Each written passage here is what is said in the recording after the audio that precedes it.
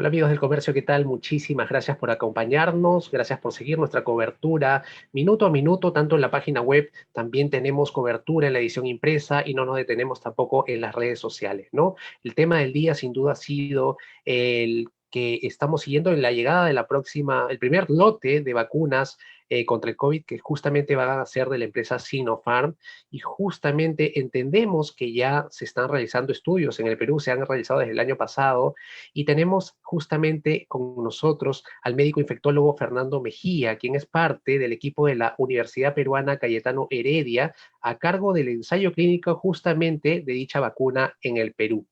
¿Cómo se encuentra, doctor Mejía? Buenas tardes, gracias por la invitación. Gracias a usted por acompañarnos. Lo primero quizás es para que nos cuente un poco cómo se ha desarrollado el ensayo clínico de la vacuna de Sinopharm en el Perú, cuándo empezó, cuántas personas participaron. No sé si nos puede ayudar con esos detalles. Sí, se empezó en fines de septiembre a enrolar los primeros pacientes y teníamos como objetivo inicial enrolar 3.000 que luego se amplió a 12.000, ¿no?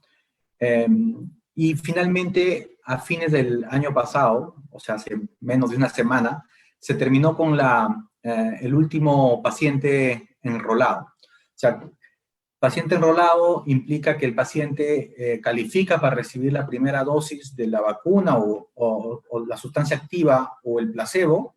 Y finalmente, ya una vez con los 12.000 pacientes, todos los pacientes son seguidos desde el primer momento que califican para recibir la primera dosis dentro del estudio por un año, ¿no? Entonces, el estudio, si es que no hubiese ningún tipo de intercurrencias, va a terminar a fines del próximo año con el seguimiento del último paciente, ¿no?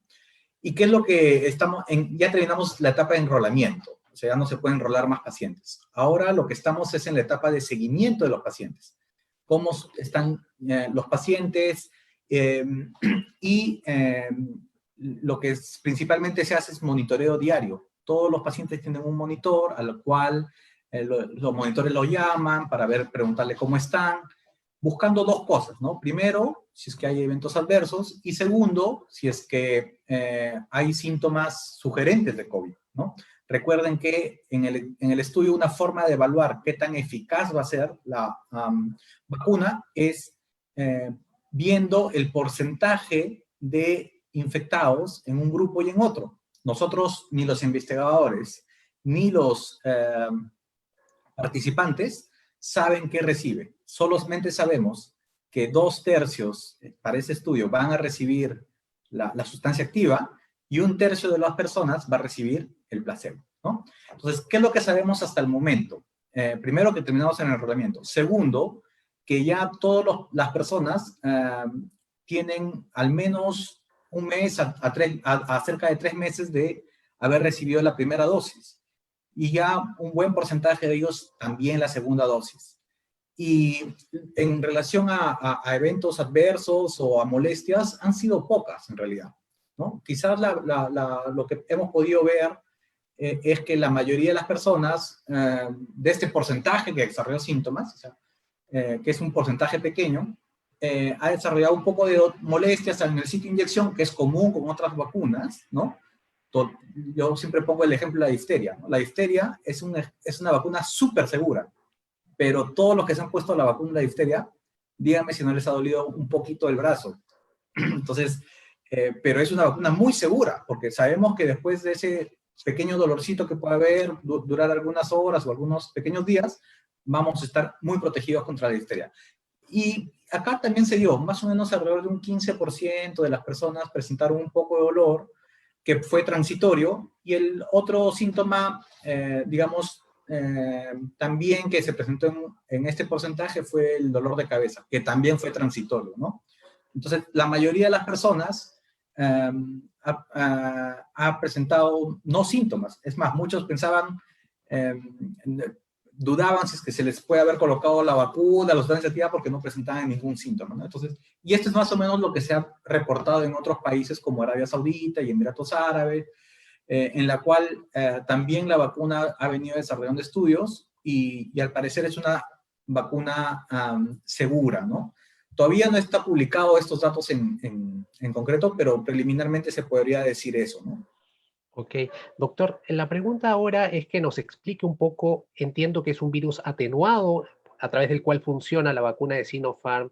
Queríamos que nos explique un poco ese detalle y también la segunda pregunta, primero ese detalle, ¿no? ¿Cómo funciona, en qué consiste la vacuna de Sinopharm? No es un virus atenuado. O sea, las vacunas pueden ser de virus vivos atenuados, o sea, es un virus debilitado, pero está vivo, ¿no? Por decirlo de alguna forma. Y la otra forma es un virus inactivado, que significa es un virus muerto. Las vacunas de virus atenuado tienen la particularidad de que pueden generar replicación en personas con el sistema inmune no muy adecuado. Un ejemplo de esta vacuna, por ejemplo, la fiebre amarilla. La fiebre amarilla no se puede dar en personas mayores, en niños pequeñitos, porque es un virus atenuado, ¿no? En cambio, esta vacuna de Sinopharm no es un virus atenuado, es un virus inactivado, un virus muerto. Y por consiguiente, es digamos, es seguro para un grupo de personas, inclusive con sistema inmune debilitado. Ejemplos de esta vacuna de virus inactivado, de virus muerto, influenza, polio intramuscular, hepatitis, ¿no? Y son vacunas que son bastante seguras en diversas poblaciones, ¿no? Entonces, es un virus inactivado, muerto, y lo que hace es, va a imitar una infección. Este virus muerto lo colocan de forma intramuscular, el sistema inmune de la persona, el sistema de defensas, trata de reconocer las proteínas de este virus muerto, que no tiene capacidad de replicación, y empieza a formar defensas, a crear defensas. ¿Para qué? Para que cuando llegue la infección real, el organismo esté preparado para defenderse adecuadamente. Esa es en resumen, cómo funciona una vacuna, ¿no? Y en este caso es un virus inactivado, muerto, ¿no? Genial, entonces ya lo saben, es un virus inactivado, muerto, y estaba leyendo en la página del CDC y indicaban, ¿no? Sobre otra vacuna indicaban los efectos secundarios. Usted nos indicó que en el caso de la vacuna de Sinopharm puede haber dolor en la zona donde se aplica la vacuna, también puede haber dolor de cabeza. ¿Eso se podría entender como efectos secundarios, doctor? Estos son efectos relacionados probablemente a la vacunación, ¿no? O sea, yo lo que quiero dejar en claro es, las vacunas son medicamentos o son sustancias que son efectivas para prevenir enfermedades, ¿no? Y muchas enfermedades han desaparecido con la vacunación, ¿no? El ejemplo de la viruela. Entonces, siempre puede haber alguna probabilidad de efectos adversos. Usualmente lo que uno busca en seguridad son buscar eventos adversos serios que puedan traer problemas, y eso no se ha visto, ¿no? O sea, y lo que uno busca también es ver la frecuencia de estos eventos cuando se produzca en forma masiva. O sea, y siempre tienen que poner en una balanza, ¿no? ¿Cuál es el riesgo de una persona, por ejemplo, de 60 años, obesa, hipertensa, de que si le da COVID, esa persona llegue a UCI o se muera? O sea, si yo tuviese 60 años, soy obeso, soy hipertenso, no voy a pensar en infectarme, porque si me infecto, mi riesgo de hacer alguna forma severa, entrar a UCI y morirme es alto. A diferencia de que, ¿cuál es el riesgo? Que si yo me pongo la vacuna, me duele un poquito el hombro, tengo un poquito de dolor de cabeza. Es claramente menor el riesgo de presentar un problema por el evento adverso que por una infección natural, ¿no? Muchas de las personas que dicen, no, yo no me quiero vacunar porque no sé los eventos, etcétera, etcétera, finalmente cuando se enferman, ahí vienen los problemas. Y esto hablo en general por ejemplo, con otro tipo de enfermedades, ¿no? Hay personas que no quieren vacunarse para fiebre amarilla, por ejemplo, ¿no? Y cuando no quieren vacunarse para fiebre amarilla y viajan a zonas donde hay fiebre amarilla, cuando se enferman pueden llegar a morir. Entonces, ¿por qué? Porque la fiebre amarilla es una enfermedad que puede causar muertes en un porcentaje importante de personas, ¿no? Sí, Pero si me vacuno, ese riesgo disminuye. Puede haber efectos por la vacuna de fiebre amarilla, son raros, 1 en 1 millón, 1 en 100.000, pero el beneficio claramente supera el riesgo. Eso es siempre tienen que poner en una balanza eso, ¿no? Cada vez que claro. ustedes toman una decisión, ¿cuál es mi riesgo de que me vacune y que haga un evento adverso versus el riesgo de que me infecte y termine en una UCI o termine muriendo, ¿no? Claro. La evidencia indica que las vacunas han ayudado muchísimo a la humanidad, si lo pueden revisar a través de la evidencia. Pero sin embargo, yo sí quiero ser puntual sobre el tema de justamente los eventos adversos que dice el doctor, ¿no? Y que quede claro para la gente que quizás duda o tiene esa temor quizás sobre las vacunas, ¿no? Y la pregunta puntual tiene que ver con lo siguiente. Justamente los ensayos, leo parte de una nota que tenemos en el comercio, los ensayos se interrumpieron en diciembre en el Perú, los ensayos de la vacuna de Sinopharm, debido a que un voluntario presentó síntomas neurológicos, pero fueron retomados poco después tras analizar el caso. Y sobre ese caso, doctor, yo quería preguntarle, ¿qué pasó justamente con ese paciente que presentó síntomas neurológicos? ¿Cómo se resolvió? ¿Por qué se retomó nuevamente el caso?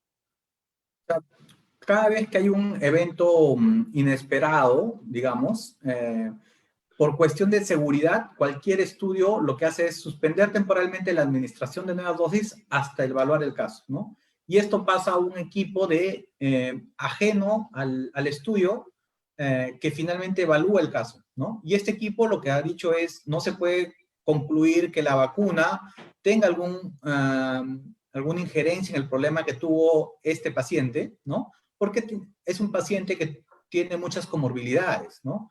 Los diabéticos, es un diabético, es una persona mayor, un diabético no controlado, ¿no? Entonces, eh, por consiguiente, consideran que el estudio debe continuar, ¿no? Entonces, justamente porque no ha atribuido directamente el efecto a la vacuna, ¿no?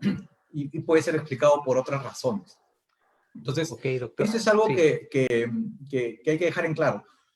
Cuando uno aplica una vacuna, en general, cualquier vacuna, eh, si uno quiere hablar de números, ¿no? Por ejemplo, yo le digo, en la vacuna para, eh, pongámonos así, ¿no? En el ejemplo de las personas que desarrollaron una encefalitis, hay un viral en este momento y una persona en México que se puso la vacuna y que ha hecho convulsión y todo.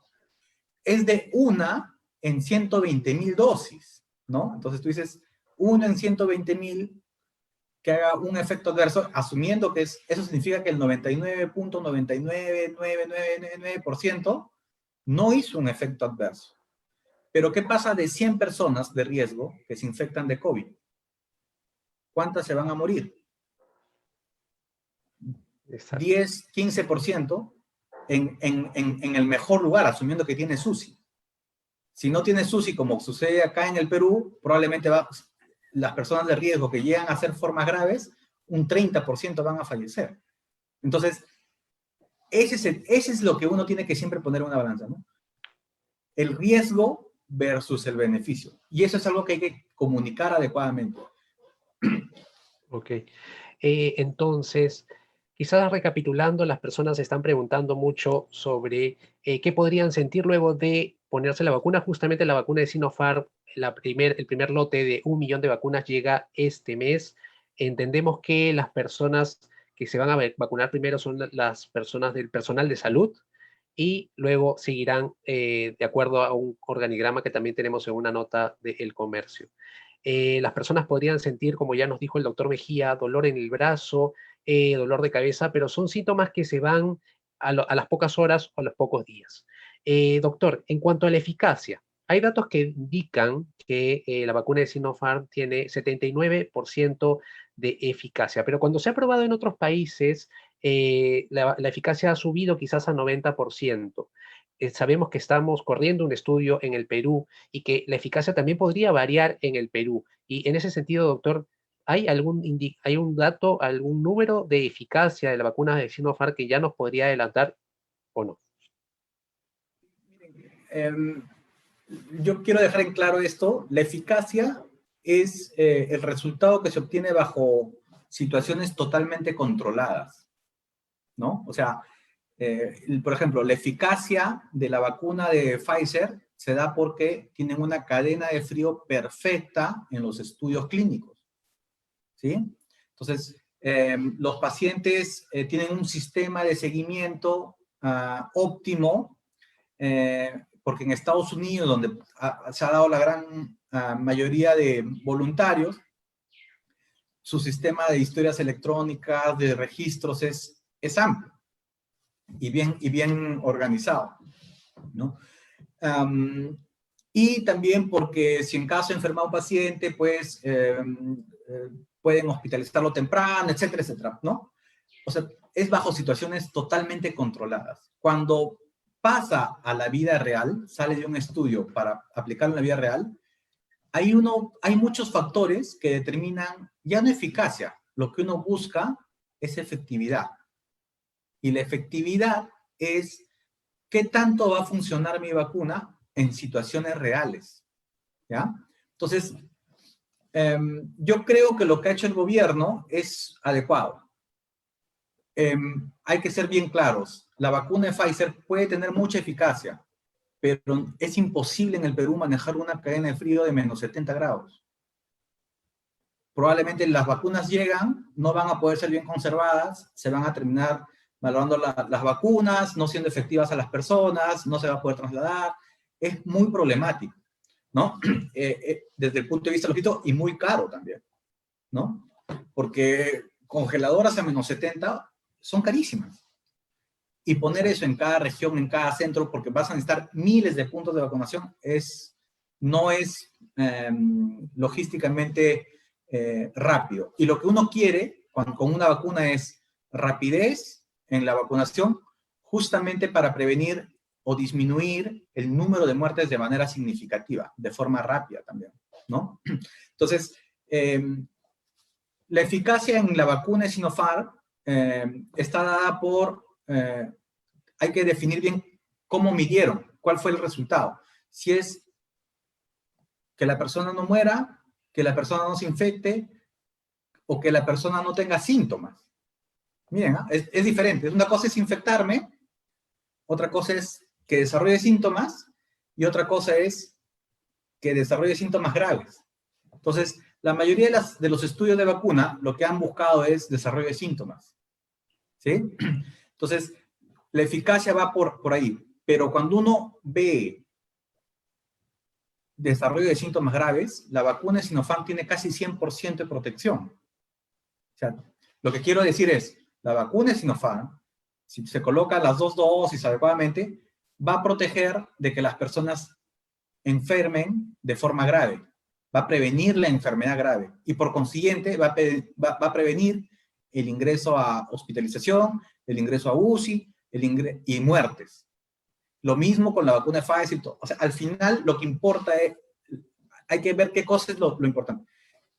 Si te enfermas, pero de una forma leve, bueno, pero si te enfermas y te mueres, ese es un resultado mucho más, digamos, duro para finalmente tomar las decisiones, ¿no? Entonces, la eficacia, la Organización Mundial de la Salud dijo 50% para arriba está bien. Idealmente, por modelamientos matemáticos, dijeron algunos expertos, algunas editoriales, más del 70% sería muy ideal, ¿no? El que tiene 70, el que tiene 80, el que tiene 90, es muy similar, no va a cambiar. Ahí lo que hay que ver son cuestiones de qué vacuna nos permite finalmente llegar a más personas de la forma más rápida y de la forma más simple, ¿no?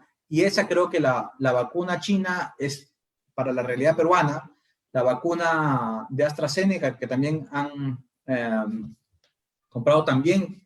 ¿Por qué? Porque esas se conservan, la de Sinopharm, entre menos 2 o menos 8 grados, que es lo que normalmente manejan los programas de vacunación en el Perú. ¿Sí? El programa de vacunación en el Perú es un programa exitoso históricamente, con un personal bien entrenado, que ya sabe manejar este tipo de temperaturas. Y son muy estrictos con este tipo de... Entonces, las vacunas van a asegurar que estén bien protegidas y sean efectivas, ¿no? Claro. Y doctor, entonces, ya nos explicó el tema de la eficacia, por ser un país con las condiciones en las que estamos, la eficacia también hay que tomarla en cuenta por la efectividad, y siendo la vacuna, y justamente usted nos decía que la elección del gobierno por Sinopharm, a su entender, es la correcta, justamente por lo que nos indica. Pero la pregunta iba por el lado de, sin salir el tema de eficacia que se está repitiendo mucho, ¿no? Y a través de la investigación que ustedes han hecho, ¿se ha determinado un porcentaje de eficacia en el Perú por parte de la vacuna de Sinopharm o no? No, todavía no. Ok, Probablemente a fines de este mes hay algo preliminar. ok, ¿Y por qué? genial. Porque en realidad, como les dije, normalmente hay 12.000 personas que han recibido la dosis y todas están en seguimiento. En este momento estamos en segunda ola y hay muchas personas que se están infectando en la población general y también en voluntarios de la vacuna. Probablemente se van a hacer análisis interinos en las próximas semanas con la información de las personas que van siendo positivas, y se va a tener probablemente un resultado preliminar de los análisis interinos del Perú también. Ok, algo que es importante, y justo lo conversaba ayer con el doctor Juan More Bayona, es básicamente queríamos saber cuándo se van a publicar los resultados del estudio que se han hecho en el Perú sobre la vacuna de Sinopharm. ¿Hay alguna fecha ya estimada? No, porque eso probablemente eh, la publicación tiene un proceso largo, ¿no? Y probablemente van a juntar de varios países para hacer una publicación finalmente de la vacuna, ¿no? Los organismos reguladores de China, de otros países, ¿no? Como Emiratos Árabes, que ya han hecho una aprobación de la vacuna, ellos tienen la información preliminar y con eso han tomado la decisión de autorizar su uso, ¿no? Yo diría, hay que esperar al menos la data peruana, porque recuerden, recién hace unos días se ha terminado de enrolar el último paciente, ¿no? Ok.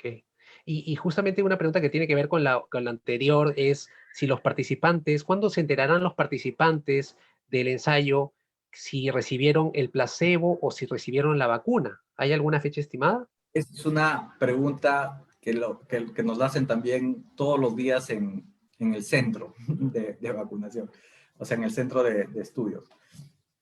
En realidad, cuando ellos firman un consentimiento informado, les dicen que si es que se demuestra y las autoridades nacionales aprueban su uso en base a los resultados preliminares que tienen, en ese momento lo que se va a hacer es probablemente abrir el ciego, y las personas que no han recibido la vacuna ser vacunadas, ¿no? Los que han recibido placebo. ¿Sí? Eso va a depender de qué tan rápido empiece la vacunación en el Perú, ¿no?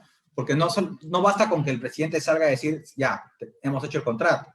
Tiene que ser todo un proceso de compra, un proceso ahí hay diversas instituciones que tienen que hacer todos los procesos regulatorios de autorización, de ingreso a la vacuna, etcétera, etcétera, ¿no? O sea, es un primer paso, pero eh, es algo no inmediato, ¿no? Va a demorar algunas semanas todavía en ese proceso.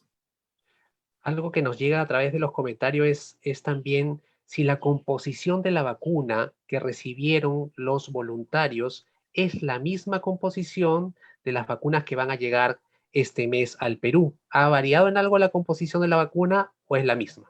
Es la misma, es la misma. O sea, son las dos vacunas que se ensayan, esas a las dosis del estudio, esas son las que finalmente se van a aplicar una vez que se apruebe y pase todos los procesos regulatorios, ¿no? Ok, genial. ¿Quiénes no se pueden vacunar? ¿Hay algún dato preciso o algún indicador que nos haga entender quiénes no se pueden vacunar con la vacuna de Sinopharm? sea, para el estudio hubieron dos momentos, ¿no? El primer momento con personas prácticamente voluntarios sanos, sin factores de riesgo, con enfermedades muy bien controladas, ¿no?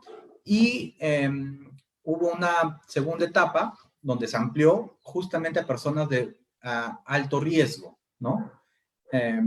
Ahí se incluyeron personas de más de 65 años, personas con factores de riesgo y personas con alta probabilidad también de infección, ¿no?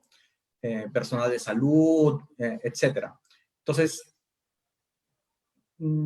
yo creo que esa decisión de quién se va a vacunar o no va a venir de una política la va a dar el ministerio, ¿no? En base a los estudios preliminares que van a salir, ¿no? Pero es evidente que al ser una vacuna de virus inactivado, es segura, ¿no? O sea, no hay riesgo de reactivación o de que las personas puedan hacer una infección viral, etcétera, etcétera, ¿no? Entonces, al igual que, por ejemplo, la influenza es prácticamente una vacuna segura, ¿no?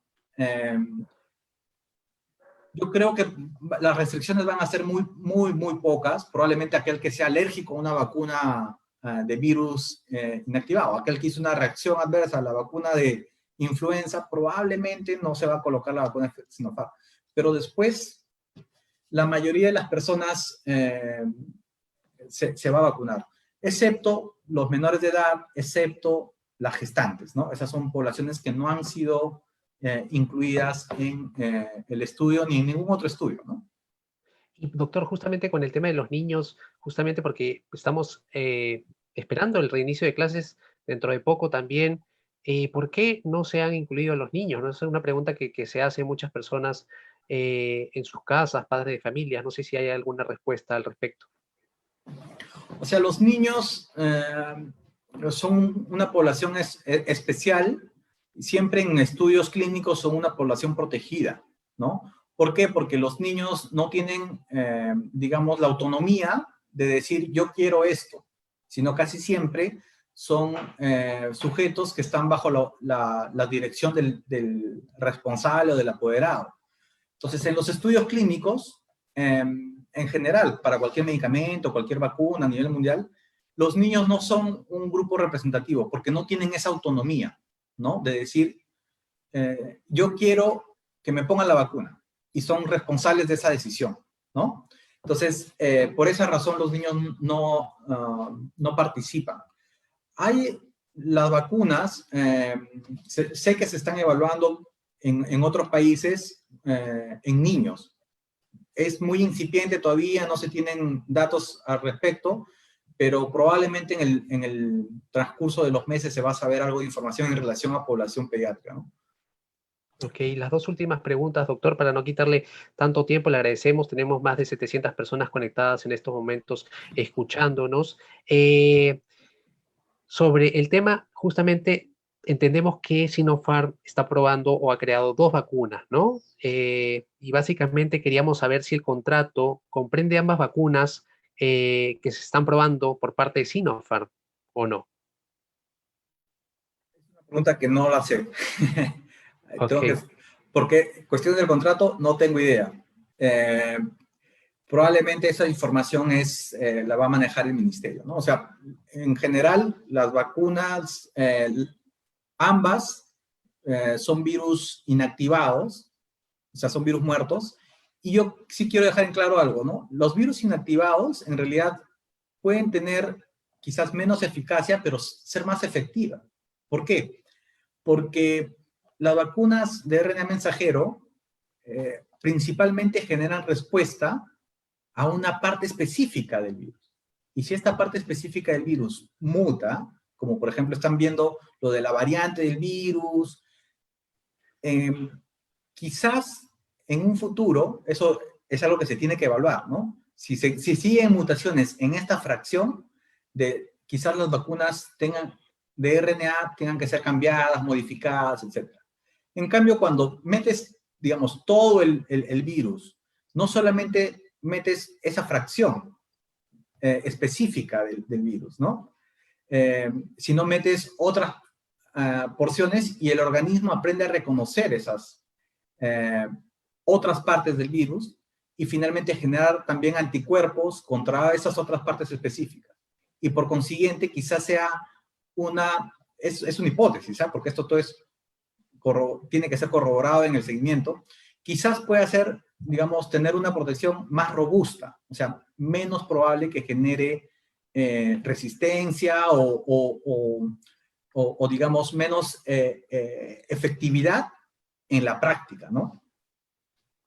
Ok, genial, genial que lo que nos indica tiene que ser evaluado ciertamente, pero es tener algo en el panorama, algo favorable en el panorama, ¿no? En cuanto, justamente usted mencionaba el tema de que estamos en una segunda ola, ¿no? Y usted también ha sido parte de este estudio que indica que básicamente que hay que tener muy en cuenta los niveles de oxígeno de una persona con COVID porque cuanto más rápido se le aplique el oxígeno es mucho mejor para el bienestar de estas personas. No sé si nos puede indicar un poco y de qué manera una persona en casa con diagnóstico COVID debería tener esta evaluación de manera constante. Y, esto es algo importante y esto es algo que el ministerio tiene que comunicar, ¿no? O sea, las vacunas es un elemento importante para ayudar a controlar la epidemia, sí. Las vacunas no van a estar en el corto plazo. Eso tienen que tenerlo claro las personas. En el corto plazo estamos en este momento en una segunda ola, con números ascendentes de contagios, al menos en Lima y en algunas regiones del país. Entonces, si yo me cuido, pero a pesar de eso, primero tengo que decir en quién sospecho que tiene COVID. No piensen si es que le duele la garganta, que es el cambio de clima.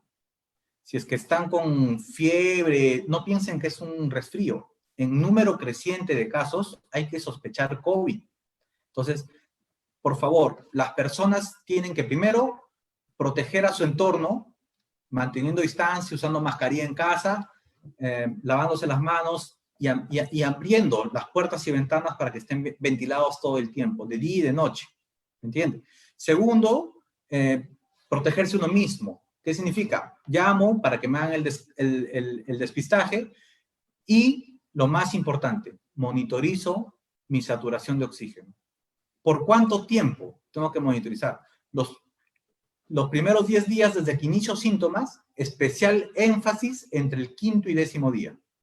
Si yo me monitorizo 5 veces al día, en la mañana al despertarme, a media mañana, a mediodía, a media tarde y antes de dormirme, y mi saturación de oxígeno ha estado adecuada, 95 a 100, es ese rango, y no he tenido ninguna desaturación, una disminución baja, puedo tener muchos síntomas, pero no me voy a complicar. No voy a llegar a un hospital, no voy a entrar a UCI, nada por el estilo. Eso es el mensaje. Si es que estoy en Lima y la saturación empieza a disminuir 94, 93, 92, 91, inmediatamente tengo que ir a un establecimiento de salud para que me evalúen, porque el elemento más importante es la aplicación de oxígeno, ¿sí? No esperar que la saturación baje. Las personas pueden no sentir que les falta el aire, pero pueden estar con la saturación baja. Eso es importante que sepan las personas. ¿Por qué es importante? Porque si tú llegas con saturaciones entre 93, 90 a recibir oxígeno, tu probabilidad de superar el COVID es altísima. Pero si tú llegas con saturaciones porque no te diste cuenta, porque dijiste debe ser otra cosa, o porque tomaste tratamientos que te dieron en la farmacia o algún médico que no tiene claro las cosas, te da un montón de tratamientos y empeora tu saturación y llegas con saturaciones menos de 85, especialmente menos de 80, prácticamente tienes perdido la pelea contra el COVID. Las personas que llegan a los hospitales o a recibir oxígeno con menos de 80 de saturación, tienen casi 700% más riesgo de morir. 700% más riesgo de morir. Entonces, es altísima la probabilidad. Entonces, lo más importante es, por favor, estén atentos a monitorizarse adecuadamente la saturación, a sospechar quién puede tener COVID, a cuidar a su entorno para acudir rápidamente a los establecimientos de salud. Justamente ahora más que nunca, en medio de esta segunda ola que menciona, ¿no, doctor? Es importantísimo tener eso en cuenta. Nosotros le agradecemos mucho su tiempo. Hemos crecido, ya tenemos más de 1000 personas conectadas en estos momentos. Y bueno, yo quería agradecerle primero y ahora darle el pase. Si usted quiere agregar algo, subrayar algo de todo lo que hemos comentado, por favor, adelante. Yo quiero reforzar la idea de hay que hablar y yo les hablo claro, o sea, no hay que maquillar las cosas. Primero, en Lima estamos en segunda ola, no tengo la menor duda de eso. Los datos, lo que vemos en los hospitales, así nos lo dicen. Entonces, si estamos en segunda ola, tenemos que cuidarnos, uno, todos. Dos, tenemos que sospechar que podemos tener COVID, ¿no? El COVID nunca se ha ido. El COVID bajó su número de casos, pero nunca se ha ido. Y ahora está en rebrote y estamos en una segunda ola. Y por favor, monitorícense la saturación, organícense. Si tienen que hacer una inversión, hagan una inversión por familia en un pulso oxímetro. Si no puede la familia, organicen su barrio, a sus vecinos. Todos deberían saber quién tiene un pulso oxímetro, porque si es que yo pienso que tengo COVID, tengo que monitorizarme. Recuerden, 10 días, especialmente entre el quinto y 10º día, tengo que estar muy atento. Y lleguen temprano a recibir oxígeno. ¿Sí? Eso creo que en este momento, hasta que finalmente empiece la vacunación en forma masiva y todo, es lo más importante. Las vacunas son buenas, son esperanzadoras, van a hacer que las personas no mueran, que las personas regresen a trabajar sin miedo, etcétera, etcétera. Pero en este momento la prioridad es mitigar los contagios y mitigar las muertes que va a traer el COVID, ¿no? Ok, genial. Estuvo con nosotros el médico infectólogo Fernando Mejía, quien es parte del equipo de la Universidad Peruana Cayetano Heredia a cargo del ensayo clínico de la vacuna de Sinopharm que se realiza en el Perú. Gracias, muchísimas gracias, doctor, por su tiempo y por todo lo que nos ha ayudado a entender. Gracias también a Julio Melgarejo por haber hecho posible la transmisión a nivel técnico y gracias a esas más de 1000 personas que nos han acompañado. Ya saben que el conocimiento hay que compartirlo y que mejor que el conocimiento venga de la mano de expertos. Listo, nos vemos dentro de unos Okay. minutos más. Hasta Cuídense luego. mucho. Chao, chao.